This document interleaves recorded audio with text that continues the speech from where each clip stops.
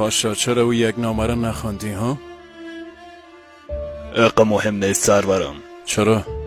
سرورم یک دیوانه ادعا کرده که شما قرضدار او هستین. او را به قصر خواستم و یک مقدار پیسه برش دادم، اما قصر را ترک نمیکنه. او آدم مال کجاست؟ در قصر است سرورم. پیش ما بخواهیش. امرتان به جای میشه. همیالی او مرد به اینجا رهنمایی کنین.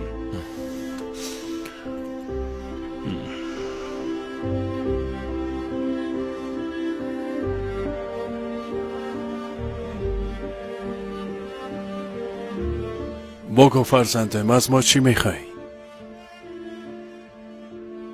سرورم شما از ما قرضدار هستین. تو به خدایا.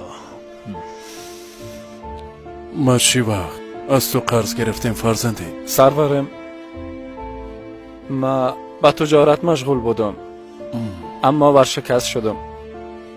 بسیار قرضدار شده بودم.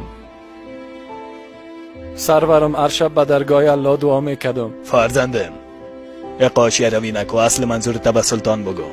اما قسمی که گفتم هر شب به درگاه الله دعا میکردم. یک شب در خوابم پیامبر صلی الله علیه و سلم دیدم که صلی الله علیه و سلم صلی الله علیه و سلم به ما گفت که به امید ما بگو.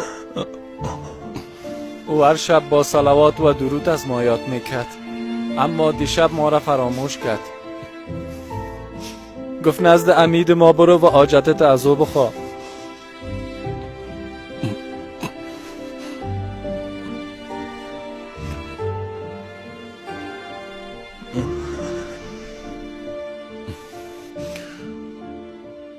چی فرمود دوباره بگو.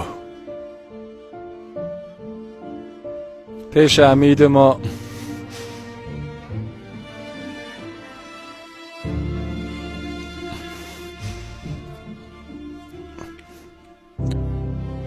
بگی فرزنده.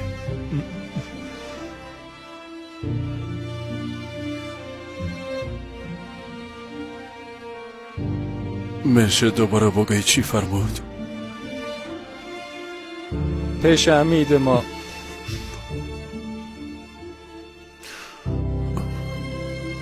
بگی فرزنده.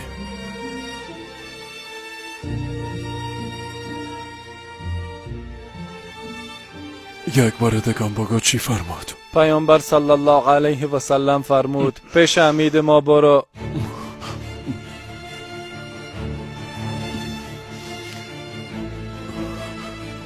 بگی.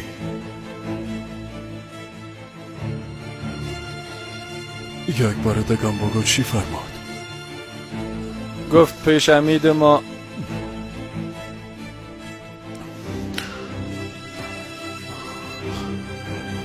بگی فرزنده. فرزندم اما قبرت کافی نیست. کافی است پاشا. با این پول میتونم قرض ما بپردازم. سلامت باشی فرزنده.